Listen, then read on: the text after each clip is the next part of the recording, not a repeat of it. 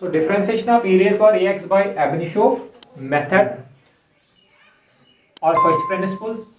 You can use the formula directly by solving the differentiating the e raised power ax, or you can differentiate this by steps. ठीक है, using the steps. The step first is let y is equal to e raised power ax, giving increment to x, and y will take the increment as well, and we will know let delta x and delta y be the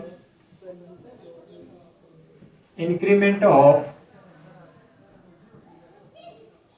x and y respectively. The equation becomes y plus delta y equals e raised power a x plus delta x. Clear बेटा? First equation second subtract कीजिए first और second को. On subtracting equation first from equation second, delta y is equal to e raised power a x plus delta x minus e raised power ax. ठीक है बेटा?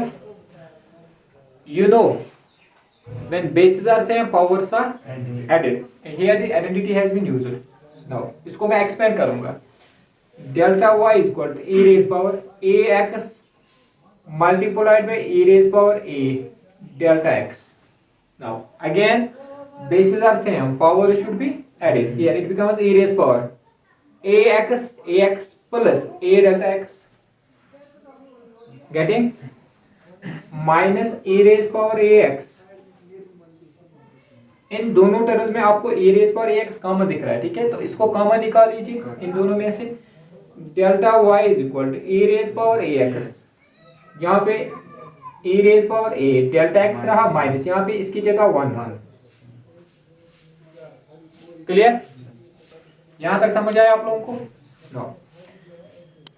इसको divide कीजिए, इसको नाम दीजिए इक्वेशन थर्ड को डिवाइड कीजिए delta x divide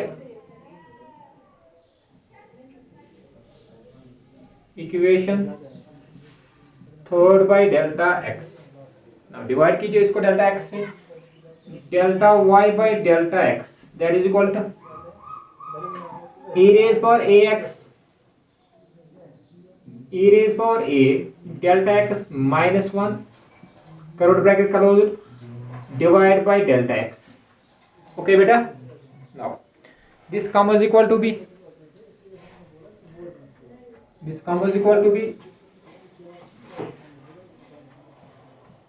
delta y by delta x, which is equal to e raised power a x e raised power a x e raised power a delta x minus 1 whole divided by delta x. ठीक है, थोड़ा interchange किया मैंने ताकि ये term अलग रहेगी. इसका मैं लिमिट जब मैं दूंगा it should be equal to 1. इसको मैं कोशिश करूंगा 1 के बराबर लाने की. ठीक है, यहाँ पे जो डिग्री है ना वही डिग्री इसका डिनोमिनेटर भी होना चाहिए. यहाँ पे जो डिग्री है that is a delta x, वो इसका डिनोमिनेटर भी होना चाहिए. Here it is delta x, here it is a delta x, and the denominator should be equal to a delta x. Are you getting my point? A delta x and a, this should be a delta x as well. अगर यहाँ पे आपका degree जो है that is x, नीचे भी degree that is x होना चाहिए. It should be equal to 1 then. तो यहाँ पे डिग्री जो है that is a delta x, it should be here as well a delta x. So what I am going to do here, I am going to multiply and divide this term by a, so that this becomes a delta x divided by a delta x, and I can use the definite limit. This should be equal to 1 then.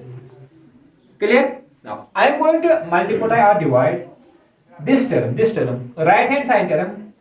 I am going to multiply and divide by a, so that this becomes equal to this.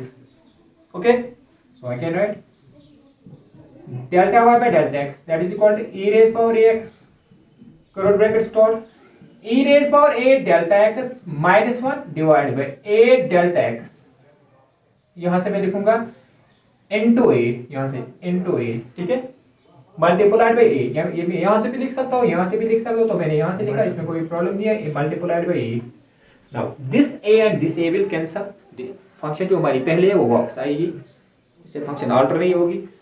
मगर इससे मुझे एक चीज मिलेगा यहाँ पे, जब मैं लिमिट दूंगा इसको, जब मैं लिमिट दूंगा, लिमिट के बाद ये फंक्शन 1 के बराबर चली जाएगी। So now taking limits on both sides, taking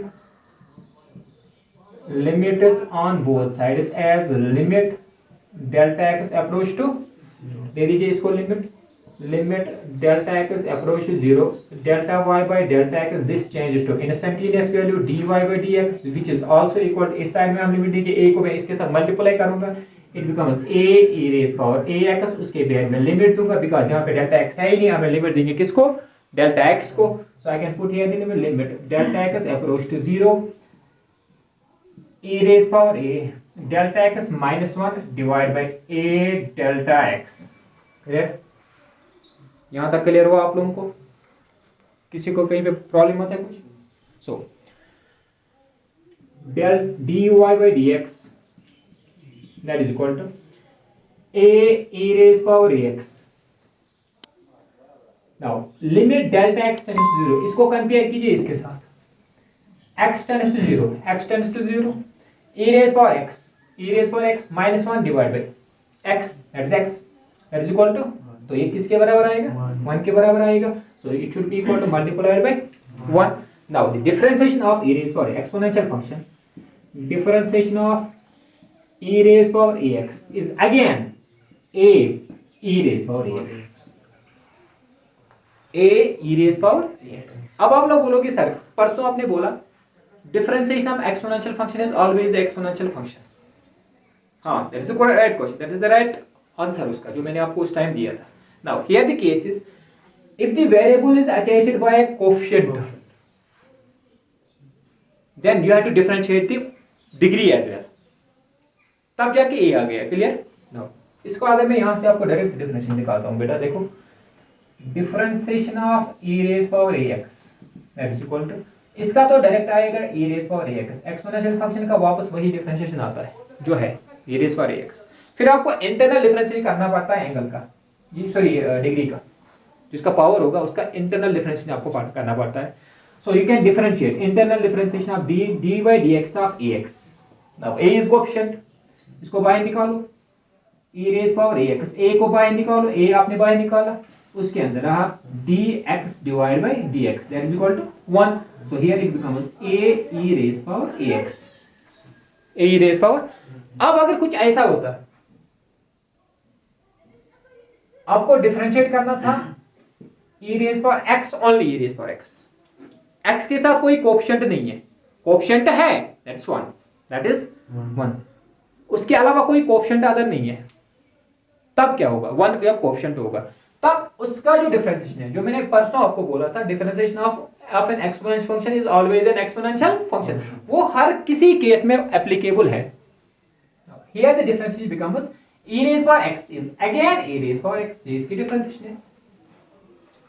ठीक है, इसमें आप कोएफिशिएंट का अगर आप डिफरेंशिएट करोगे, अगर आप एंगल का डिफरेंशिएट, ये पावर का डिफरेंशिएट करोगे, पावर का डिफरेंशिएट करने के बाद एंड पे आपको फिर से मिलेगा that is equal to 1 because you are getting here, यहां पे आपको एंड पे मिलेगा dx by dx दैट इज इक्वल टू 1, तो फायदा नहीं है।